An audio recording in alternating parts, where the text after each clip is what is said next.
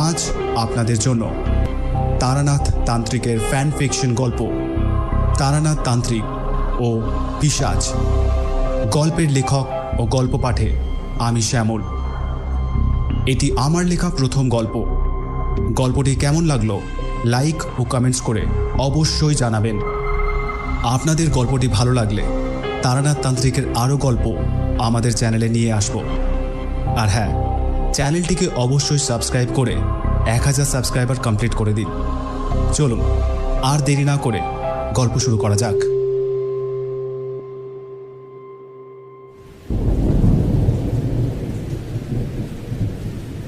সকাল থেকেই আকাশ কালো করে আছে।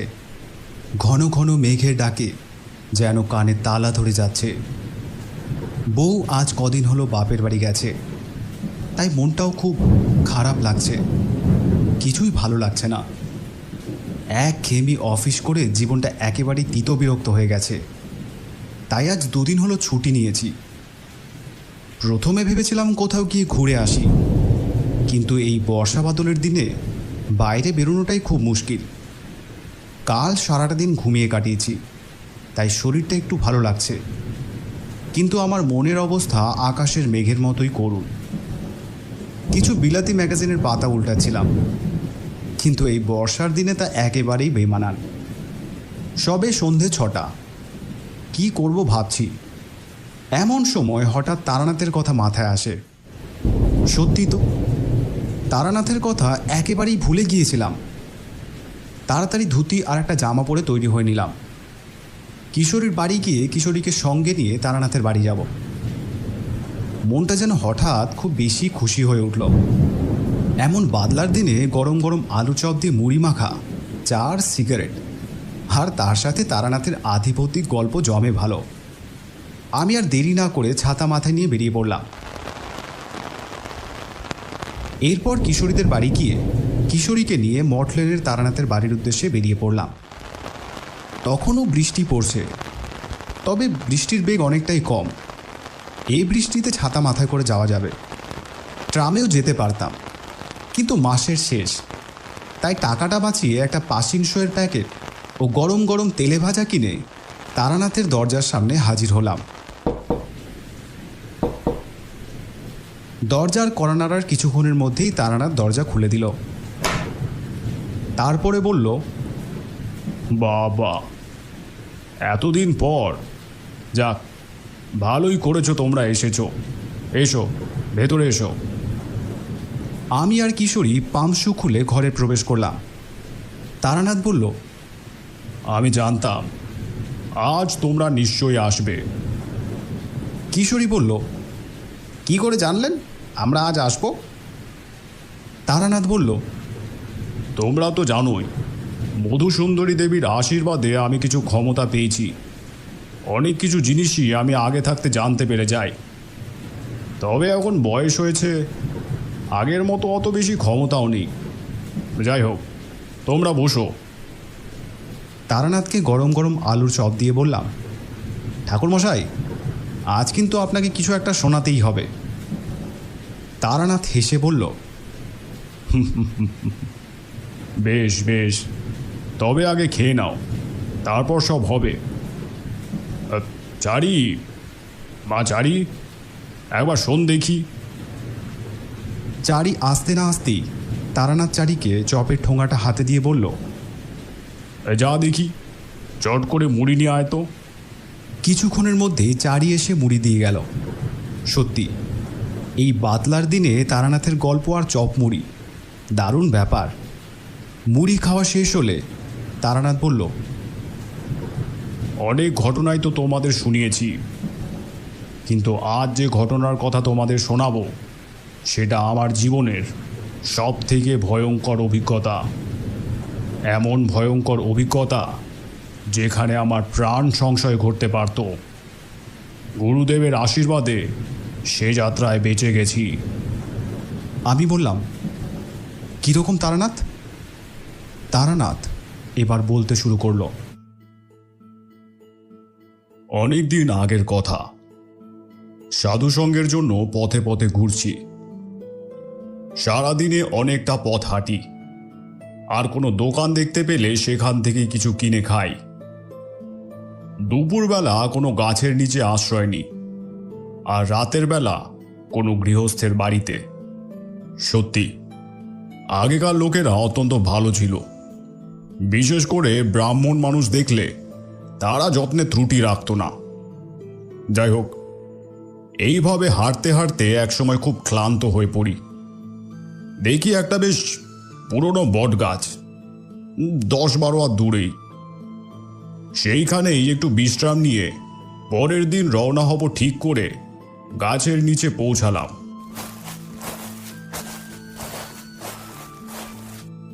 বেশ চমৎকার ঠান্ডা জায়গাটি। পাশেই একটা বড় পুকুর। পুকুরের জল যে এত পরিষ্কার হতে পারে, এই পুকুরটি না দেখলে তা জানতেই পারতাম না। বেলা প্রায় শেষের দিকে, সূর্যের আলো লাল হয়ে এসেছে, আর কিছুক্ষণ পরেই সন্ধে নামবে। আমার পুটুলিটা নিচে নামিয়ে রেখে আমি পুকুরের জলে ভালো করে হাত পা মুখ ধুয়ে একটু চাঙ্গা হয়ে নিলাম।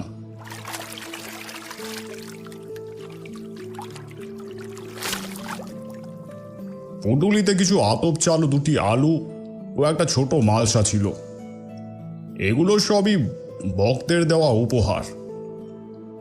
পাশে পড়ে থাকা কিছু কাঠ জোগাড় করে একটা ধুনি বানিয়ে আগুন জ্বালালাম। এইসব কাজ করতে করতে সন্ধে গড়িয়ে এলো। এরপর পুটুলি থেকে মালসাটা বের করে তাতে আতপ চাল, 2টি আলু আর পুকুর থেকে জল নিয়ে আগুনে চাপিয়ে দিলাম। কিশোরী জিজ্ঞেস করলো, ঠাকুরমশাই, এরকম একা থাকতে আপনার অসুবিধা হয় না? মানে মনে হয় না একজন সঙ্গী থাকলে ভালো হতো? তারানাথ বলল, ছোটবেলা থেকেই আমি একটু একা থাকতে ভালোবাসি। ঘরেও তেমন খুব বেশি কথা বলতাম না কারোর সাথেই। আবার একদমই যে বলতাম না সেরকমও নয়। আসলে মনের মতো মানুষ পাওয়া খুব কঠিন। তবুও মাঝে মধ্যে একটু আধটু মন যে খারাপ লাগতো না, তা অস্বীকার করব না। যাই হোক, সেদিন ভাত চড়িয়ে গাছের নিচে চুপচাপ বসে আছি। বেশ ঠান্ডা হাওয়া বইছে দক্ষিণ দিক থেকে। ঝিঝি পোকার ডাক শোনা যাচ্ছে। অনেক দূরে গ্রামের কিছু বাড়িতে আলো জ্বলছে। বাড়িগুলো এখান থেকে অনেকটাই দূরে। কাছেই কোথাও শিয়াল ডেকে উঠল।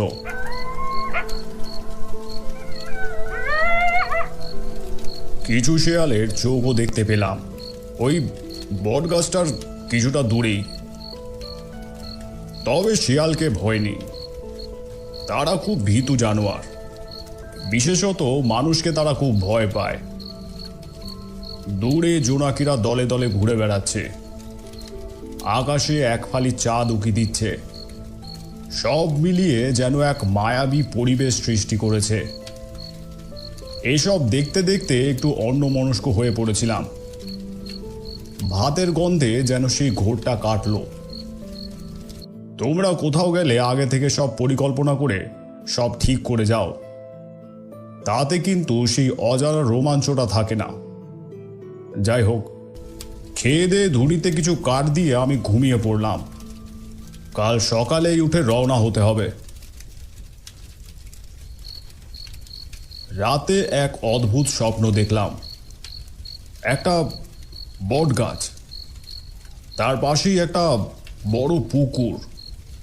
ঘুমের মধ্যে খুব চেনা লাগছে। মনে পড়ল, আরে এ তো আমি যেখানে আছি সেই জায়গাটা। তারপর দেখলাম একটা বড় বাড়ি। সদর দরজার পাশে সারিবদ্ধ 3টি নারকোল গাছ। তার পাশেই একটা বড় আম গাছ। বাড়িটা দেখা মাত্র এক অশুভ শক্তির ইঙ্গিত পেলাম। মনে হলো এক রাশ অন্ধকার যেন আমার দিকে এগিয়ে আসছে। হঠাৎ একটা প্যাঁচার কর্কশ শব্দে ঘুম ভেঙে গেল। দেখলাম আমার সারা শরীর ঘামে ভিজে গেছে। উঠে বসলাম।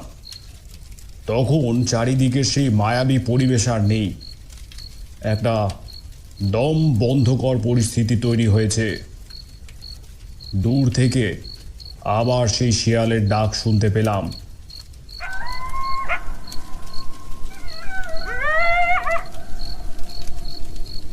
এরপর কিছুক্ষণ চুপ করে বসেছিলাম। তারপর কখন যে চোখ লেগে গেছিল তা বুঝতেই পারিনি। ঘুম যখন ভাঙল তখন ভোর হয়ে এসেছে। পাখির ডাক শোনা যাচ্ছে। পুকুরে গিয়ে ভালো করে মুখ হাত ধুয়ে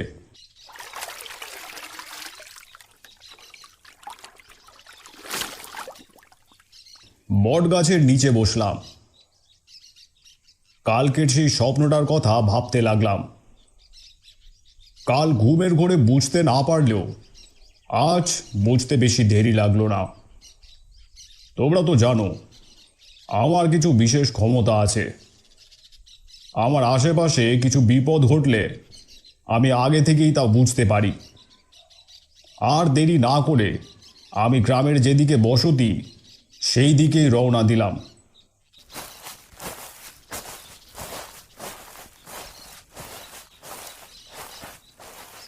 বেশ কিছুক্ষণ হাঁটার পর একটা গৃহস্থ বাড়ির সামনে এসে উপস্থিত হলাম।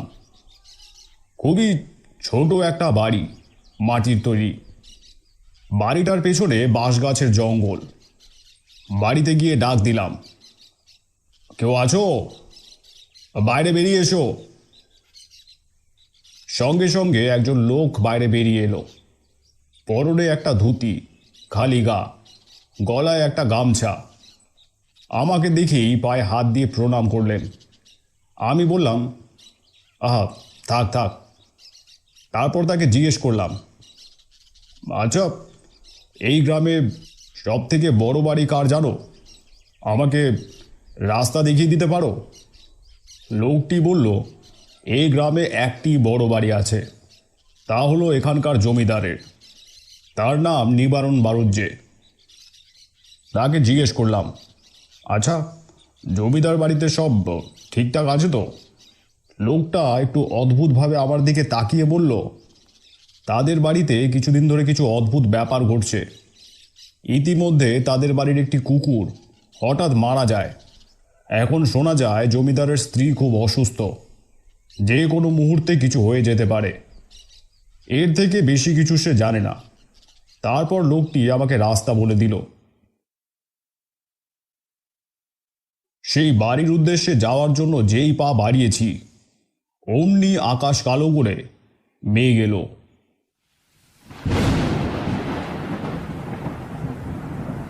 হঠাৎ দারুণ মুষলধারায় বৃষ্টি শুরু হলো।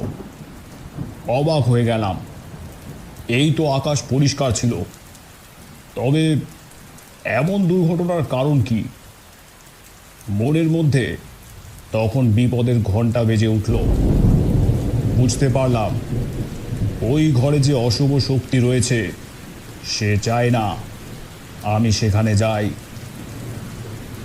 অনেক অশুভ শক্তির সাথে ইতিমধ্যেই আমার পরিচয় ঘটে গেছে, কিন্তু এমন শক্তি যে আমার অস্তিত্বের কথা সেখানে যাওয়ার আগেই টের পেয়েছে এবং আমাকে আটকাতে চাইছে, এমন প্রথমবার হলো।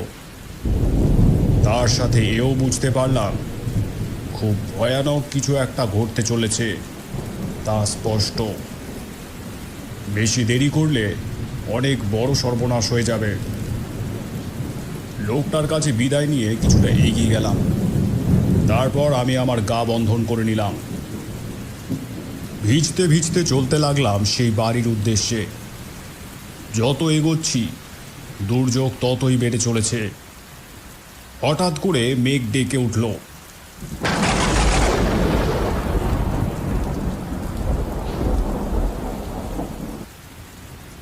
তার সঙ্গে ঝোড়ো হাওয়া। যেতে যেতে ভাবছিলাম গতকালই চারপাশের পরিবেশ কত মনোরম ও মায়াবী ছিল, কিন্তু আজ মনে হচ্ছে আমি সম্পূর্ণ এক অন্য গ্রামে এসে গেছি। কোনো সাধারণ মানুষ হলে এত বজ্রপাতে মাথায় বজ্র পড়েই তার মৃত্যু হতো, কিন্তু গা বন্ধন করায় সেই বজ্র আমাকে ছুঁতেও পারল না। আমি তাড়াতাড়ি পা চালাতে লাগলাম। বেশ কিছুক্ষণ এভাবে হাঁটার পর গ্রামের এক প্রান্তে একটা মোড়ের কাছে উপস্থিত হলাম। সেটার ডান দিকে ঘুরে একটু যেতেই চোখে পড়ল সেই বাড়িটা। চমকে উঠলাম। অত্যন্ত পুরনো দিনের বাড়ি, দেখেই বোঝা যাচ্ছে। কিন্তু আশ্চর্যের ব্যাপার হলো, বাড়ির মাথার উপরে অসংখ্য শকুনের দল গোল করে ঘুরে বেড়াচ্ছে। সমানে চক্রাকারে তারা বাড়িটার চারিদিকে উড়ে বেড়াচ্ছে। ছোটবেলায় শুনেছিলাম, কোনো জায়গায় যদি শকুনের দল গোল করে ওড়ে তাহলে সেখানে মৃত্যু অবধারিত। সেই দৃশ্য যদি তোমরা দেখতে তাহলে যে তোমাদের কি হতো তা ঈশ্বরই জানেন। সদর দরজার দিকে এগিয়ে গেলাম। গেটে হাত দিয়েই আমি 2 পা পিছিয়ে এলাম।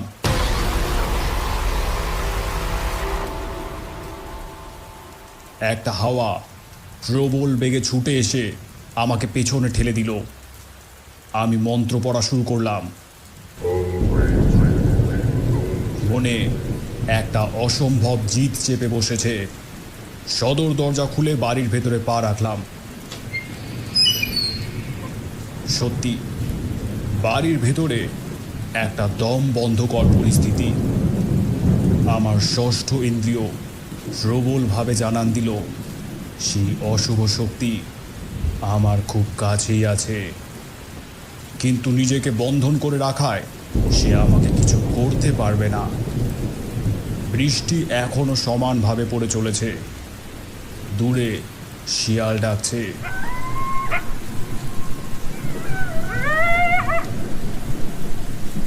চোখে পড়ল সেই 3টি সারিবদ্ধ নারকেল গাছ, আর তার পাশেই সেই আম গাছটা। আরও একটা জিনিস চোখে পড়ল। ওই আম গাছটার ডালে একটা কাক বসে আছে। না, ওটা কাক না। দেখতে কাকের মতো হলেও আকারটা বেশ বড়, আর চোখ দুটো টকটকে লাল। এক দৃষ্টে আমার দিকে তাকিয়ে আছে। মনে হলো যেন সে আমার দিকে তাকিয়ে হাসছে।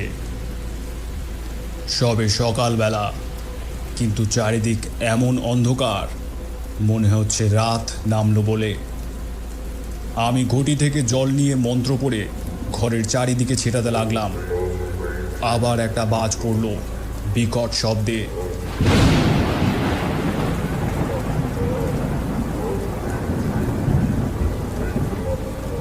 দেখলাম কাকটা আর সেখানে নেই। চারিদিকে গণ্ডি দেওয়ার পর ধীরে ধীরে বৃষ্টির বেগ কমে এলো। আকাশ পরিষ্কার হয়ে গেল। বাড়ির ওপরে সেই শকুনের দলও কোথাও মিলিয়ে গেছে। এবার দরজার সামনে গিয়ে কড়া নাড়তি। কিছুক্ষণ পরই একজন ভদ্রলোক বেরিয়ে এলেন।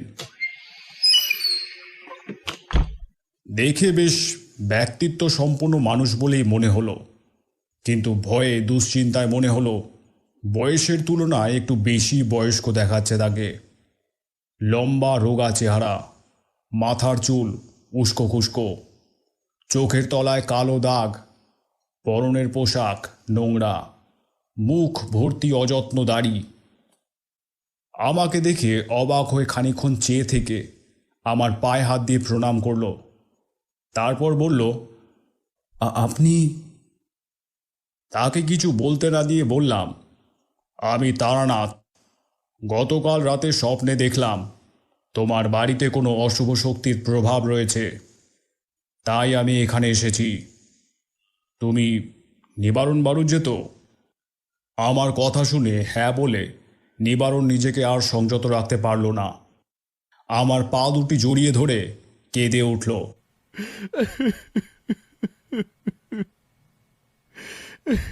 মনে হলো অনেক দিন পর আশার আলো দেখে মনের লুকিয়ে থাকা ভয়, দুঃখ, হতাশা যেন কান্না হয়ে বেরিয়ে আসছে।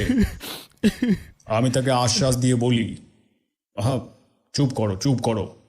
আমি যখন এসেছি তখন আর তোমার ভয় নেই। নিবারণ আমাকে ঘরে নিয়ে গেল। বাইরে তখন সূর্য উঠেছে, কিন্তু ঘরের মধ্যে একটা চাপা অস্বস্তি অনুভব করলাম। আমি বললাম, তোমার স্ত্রীর শরীর এখন কেমন আছে? নিবারণ অবাক হয়ে জিজ্ঞেস করলো।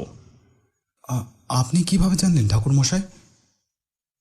তাকে বললাম, গ্রামের একজনের কাছে শুনলাম তোমার স্ত্রীর খুব অসুখ। লোকটি মুখে কিছু না বলে আমাকে দোতলায় একটা ঘরে নিয়ে গেল। সদর দরজা থেকে ঢুকেই একটা বড় বারান্দা। সব মিলিয়ে 10-12টা ঘর, বেশ বড় বাড়ি। হাঁটতে হাঁটতে তার সাথে দোতলায় গেলাম।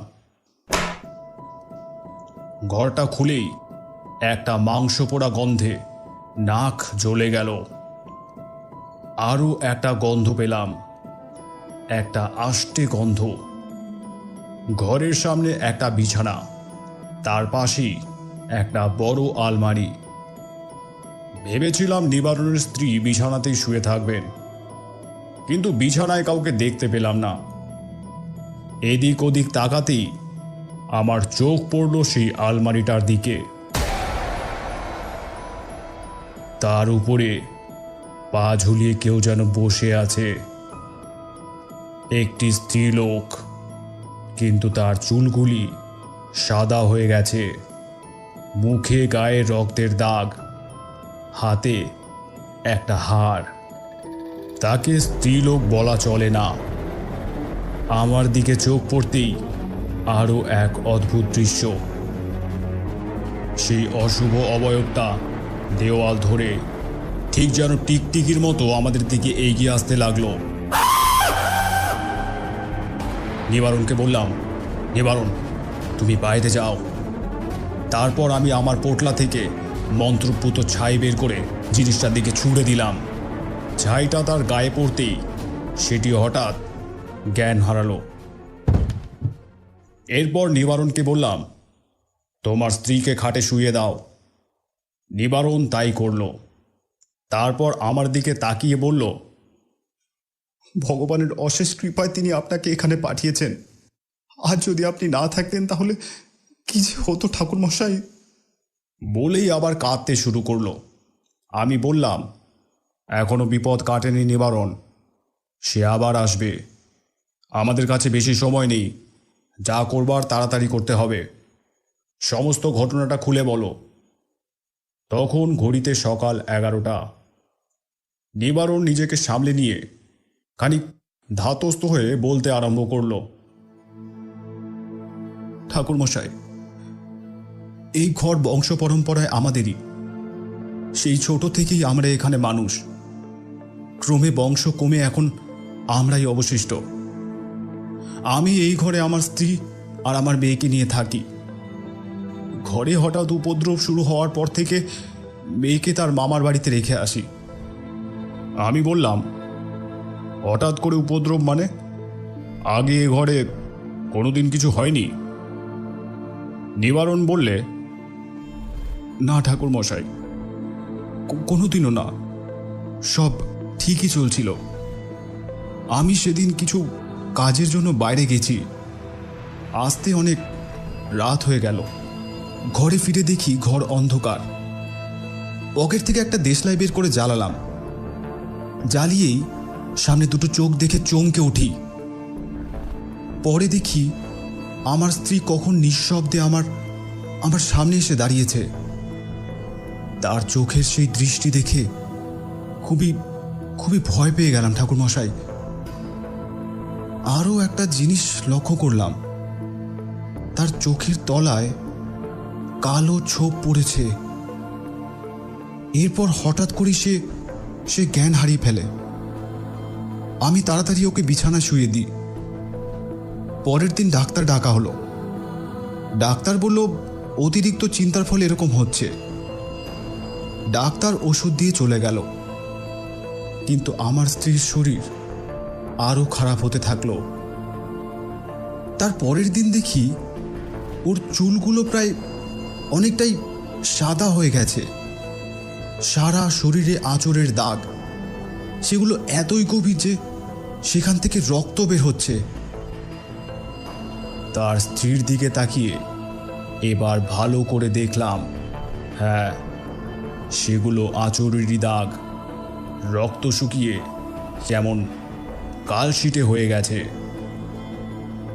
নিবারণ বলতে শুরু করলো, আবার ডাক্তার ডাকা হলো ঠাকুর মশাই। এবার আমার স্ত্রী এমন আচরণ করলো যা দেখে ডাক্তার সেখানে আর দাঁড়াতে সাহস পেল না। কীরকম? ডাক্তার স্ত্রীর ঘরে যখন ঢুকেছে তখন সে সদর দরজার দিকে পিছন ফিরে শুয়েছিল। ডাক্তার স্ত্রীকে ডাকলো, কিন্তু না, কোনো সাড়া নেই। আরও একবার ডাকার পর যখন স্ত্রীর নাড়িটা দেখবার জন্য এগিয়ে স্ত্রীর পিছনে ঠিক অনেকটাই কাছে চলে এসেছে, তখন আমার স্ত্রীর মাথাটা ডাক্তারের দিকে ঘুরে যায়। না, তার দেহটা তখনও দরজার দিকে পিছন করা, শুধু শুধু মাথাটা আমাদের দিকে ঘোরানো। এর সাথে বিকট এক শব্দ। ডাক্তারবাবু ছুটে নিচে নেমে গেলেন। আমি ঘরের দরজা বন্ধ করে ডাক্তারের পিছু নিলাম। ডাক্তারবাবু নিচে দাঁড়িয়ে হাঁপাচ্ছিলেন, একটু জল চাইলেন। তারপর বললেন যে আমার স্ত্রীকে ঠিক করা তার পক্ষে সম্ভব নয়। সেটা কিন্তু আমিও তখন বুঝতে পেরেছি ঠাকুর মশাই। তবে ডাক্তারকে একটা অনুরোধ করলাম যে এই ঘটনা যেন সে কাউকে না বলে। বললে আমাদের পরিবারের বদনাম তো হবেই, তাছাড়া সবাই আমাদের দেখে ভয় পাবে। তা ডাক্তার প্রতিশ্রুতি দিয়ে সেখান থেকে কোনো রকমে পালিয়ে গেল।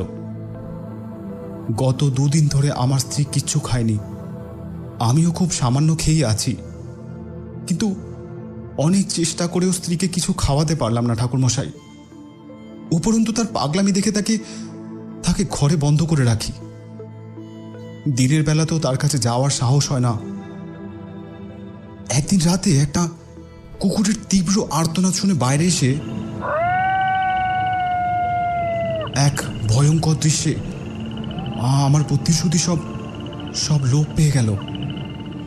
দেখলাম সদর দরজার সামনে আমার স্ত্রী বসে, তার সামনে একটা কুকুরের মৃতদেহ টাটকা রক্তে ভেসে যাচ্ছে চারিদিক। তারপর দেখলাম আমার স্ত্রী তার 2 হাত দিয়ে সেই কুকুরের মাথাটা ছিঁড়ে আলাদা করে দিল। তারপর তার দেহটা খেতে আরম্ভ করলো। সেই রাত্রে হাড় চেবানোর শব্দ এক অমানসিক শব্দের মতো শোনাচ্ছিল। খুব খুব ভয় পেয়ে গেলাম ঠাকুরমশাই। কিন্তু যতই ভয় পাই, সে তো আমার স্ত্রী। খুব ভয়ে ভয়ে নিচে নামি। তার পেছনে গিয়ে তার নাম ধরে ডাকতেই সে অজ্ঞান হয়ে যায়। তাকে ধরে তার ঘরে শুয়ে দরজাটা বাইরে থেকে বন্ধ করে দিই।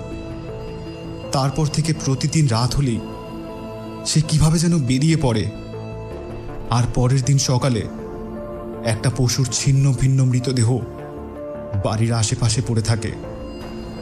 ব্যাপারটা যেন জানাজানি না হয়, তাই মৃতদেহগুলো আমি সকালেই পুঁতে ফেলি। অনেক বদ্যি, অনেক রোজাকে দেখেছি ঠাকুরমশাই, কিন্তু তারা কেউ কিছুই করতে পারেনি। দিন দিন স্ত্রীর শরীর খারাপ হয়ে আসছে। আপনি আবার স্ত্রীকে রক্ষা করুন ঠাকুরমশাই, রক্ষা করুন। আমি বললাম, নিবারণ, তোমাকে মিথ্যা অভয় আমি দেব না। আজই এই অশুভ শক্তিকে পরাস্ত করতে না পারলে তোমার স্ত্রী কালকের সূর্য দেখতে পাবে না। এই শক্তি তোমার স্ত্রীর প্রাণ নিয়ে তার শরীরে বাসা বাঁধবে। তখন সে হয়ে উঠবে আরও শক্তিশালী। তারপর সে তোমাদের বাড়ির সকলকে হত্যা করবে। তারপর পুরো গ্রামে তার রোষ পড়বে। গ্রামের কোনো মানুষ বাঁচবে না।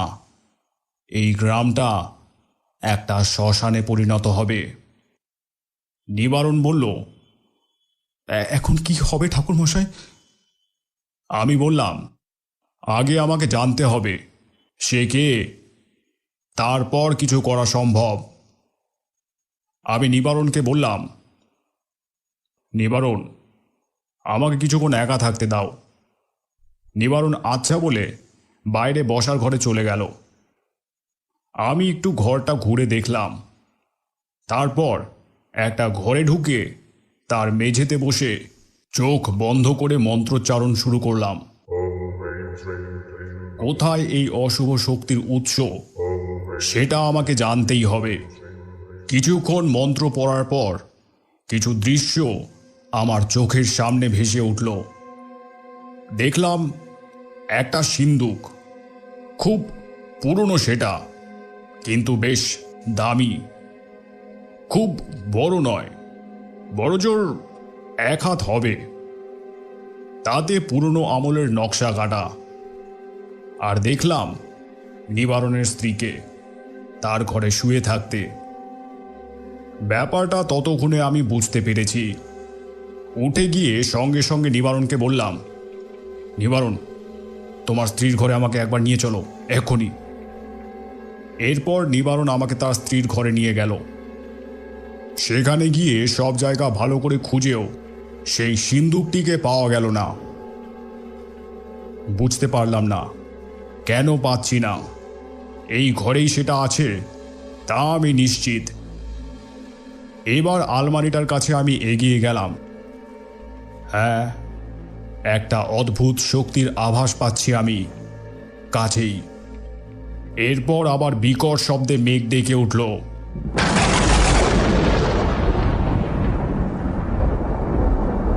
চারিদিক আবার কালো হয়ে এসেছে। আবার নামলো ভীষণ বৃষ্টি।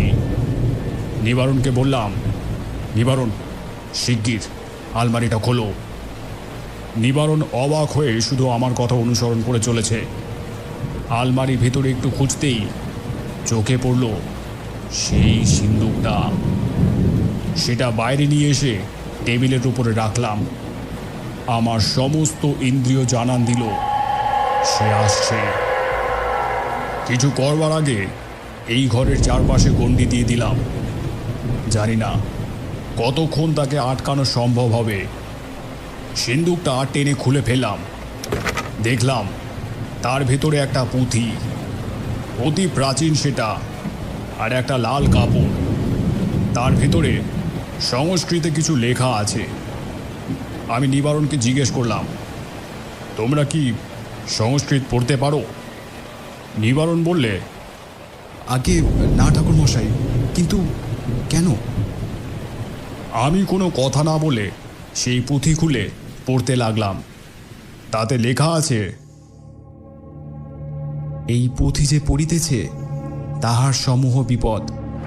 এই সিন্দুক খোলা মাত্রই জানিবেন এক ভয়ঙ্কর অশুভ শক্তিকে মুক্ত করিয়াছেন। কোনো এক গোলমালের কারণে এক তান্ত্রিক আমাদের পরিবারকে অভিশাপ দেন যে আমাদের বংশের কেউ বেঁচে থাকবে না। তিনি ছিলেন পিশাচ সিদ্ধ। এক পিশাচকে এই সাপের সাথে যুক্ত করিলেন। তারপর আমাদের পরিবারের একে একে মানুষ মরিতে শুরু করে। আমার পিতা এক সাধুকে আনিয়া অতি কষ্টে ওই পিশাচকে দমন করিয়া এই সিন্দুকের ভেতর আটকাইয়া রাখেন। কারণ এই পিশাচকে ধ্বংস করিবার কোনো উপায় নাই। একমাত্র মহাডামরি যজ্ঞ করিয়া এই পিশাচকে দুর্বল করিয়া তাকে বন্দী করা সম্ভব।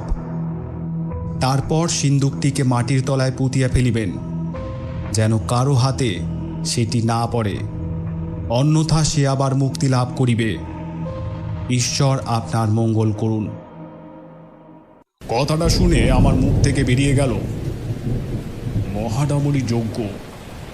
কিন্তু যজ্ঞ কি করে সম্ভব? যজ্ঞের তো কোনো আয়োজনই নেই, এখন আর সময়ও নেই। কথাটা শুনে নিবারণ ভয়ে হতাশায় হাঁটু ভেঙে বসে পড়ল। কিন্তু আমি এভাবে অশুভ শক্তিকে জিততে দিতে পারি না। আমার চোখের সামনে ওরা মরে যাবে না, এ হতে পারে না। কিন্তু কি করব, সময় চলে যাচ্ছে। এমন সময় আমাদের গ্রামের বটগাছের নিচে বসা সেই সাধুকে দেখতে পেলাম। তিনি বলেছিলেন বিপদ হলে তিনি আমাকে রাস্তা দেখাবেন। তিনি বলে গেলেন, তারানাথ, যা আছে তাই দিয়ে তুই যজ্ঞ কর। আমার আশীর্বাদ তোর সাথেই আছে। এই বলে তিনি অদৃশ্য হয়ে গেলেন। আমি জানি এই গণ্ডি বেশিক্ষণ অশুভ শক্তিকে আটকে রাখতে পারবে না, তাই নিবারণের হাতে একটা রুদ্রাক্ষ পরিয়ে দিই। এবার তার স্ত্রীর হাতে পড়াবো বলে এগিয়ে যাচ্ছি, এমন সময় দরজাটা হঠাৎ খুলে গেল। জানলার পাল্লাগুলো হাওয়ায় খুলতে বন্ধ হতে লাগলো। হঠাৎ চাপার শব্দ শুনতে পেলাম।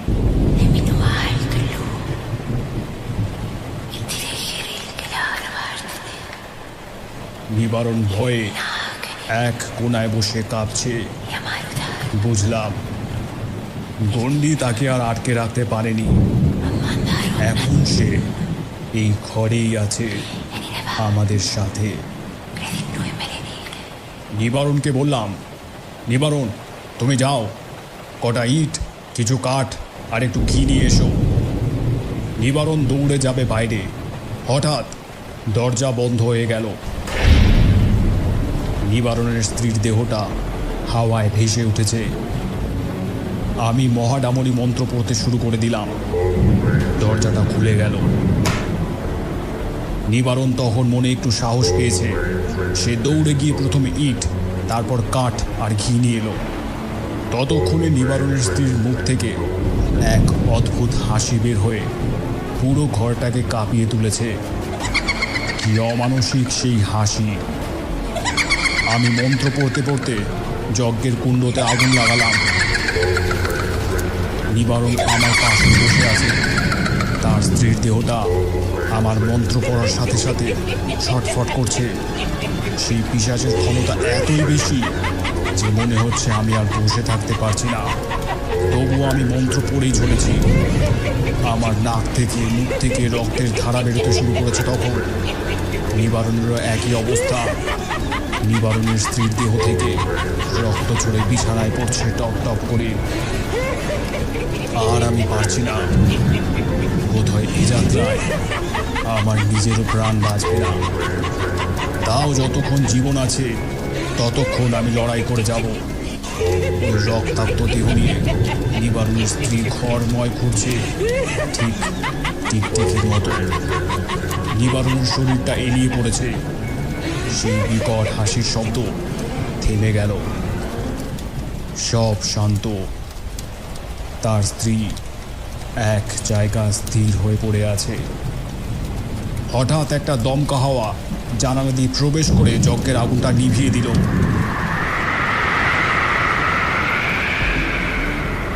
এক মাংস পোড়া গন্ধে ঘর ভরে উঠল।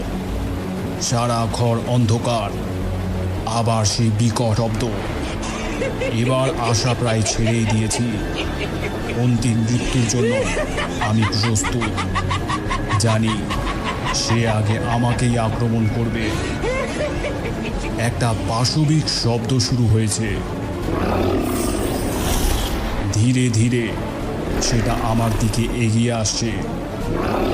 এবার সেটা ঠিক আমার সামনেই। চোখ বন্ধ করে মনে মনে গুরুদেবকে স্মরণ করলাম। একটা কিছু ছিটকে পড়ার শব্দে চোখ খুলে তাকালাম। দেখলাম ঘরময় এক নীল রঙের আভা ছড়িয়ে আছে। আরও একটা জিনিস দেখলাম, নিবারণের স্ত্রীর দেহ মাটিতে পড়ে আছে, আর সামনেই একটা অবয়ব। না, সেটা একটা পিশাচের দেহ। তার দেহের সমস্তটাই পুড়ে গেছে। গলে গলে মাংস নিচে খসে পড়ছে। তার সাথে এক অদ্ভুত পাশবিক গর্জন। এবার দেখলাম পিশাচটি আমাকে লক্ষ্য করে এগিয়ে আসার চেষ্টা করতেই এক নীল আলোক রশ্মি তার দেহে প্রবেশ করছে। আর সেই পিশাচটি ছটফট করতে শুরু করেছে।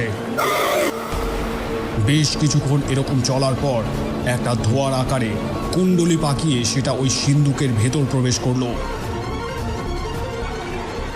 তারপর সব নিশ্চুপ। বৃষ্টি থেমে গেছে, মেঘ সরে সূর্যের আলো ঘরে প্রবেশ করেছে। এদিকে কোনো জাদু মন্ত্র বলে আমার দেহ স্বাভাবিক, নিবারণও তখন উঠে বসেছে। আমরা দুজন তার স্ত্রীর দিকে গেলাম। তার চুল এখন ঘন কালো, কিন্তু তার জ্ঞান তখনও ফেরেনি। পরদিন সকালে তার জ্ঞান ফিরেছিল। ডাক্তার ডাকা হলো। ডাক্তার ওষুধ দিল, ভালো করে খাওয়া দাওয়া করতে বলল। এখন সে কিছুটা সুস্থ। এরপর আমি আরও একদিন তাদের সাথে থেকে তারপর তাদের বাড়ি থেকে বিদায় নিলাম।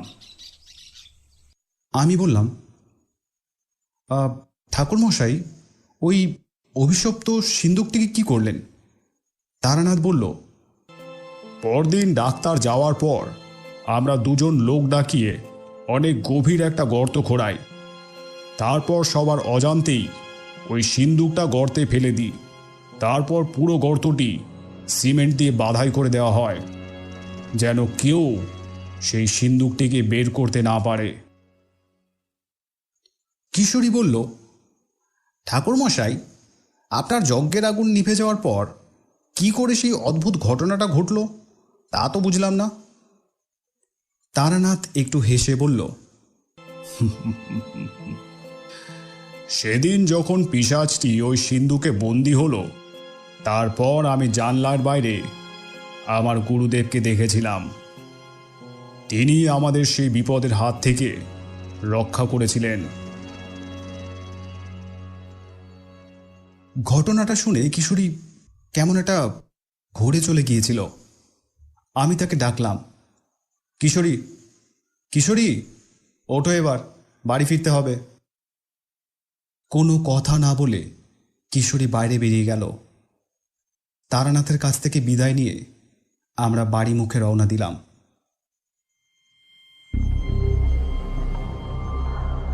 এতক্ষণ আপনারা শুনছিলেন তারানাথ তান্ত্রিকের ফ্যান ফিকশন তারানাথ তান্ত্রিক ও পিশাচ।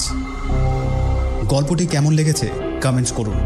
যদি গল্পটি ভালো লেগে থাকে একটি লাইক অবশ্যই করবেন। আপনাদের একটি লাইক আমাদেরকে অনেক মোটিভেট করে। থ্রিলার জাংশনে নতুন হলে চ্যানেলটিকে এখনই সাবস্ক্রাইব করে নিন এবং পাশের বেল নোটিফিকেশনটিকে প্রেস করে দিন। আজ চলি, পরের গল্পে আবার দেখা হচ্ছে। সবাই ভালো থাকবেন।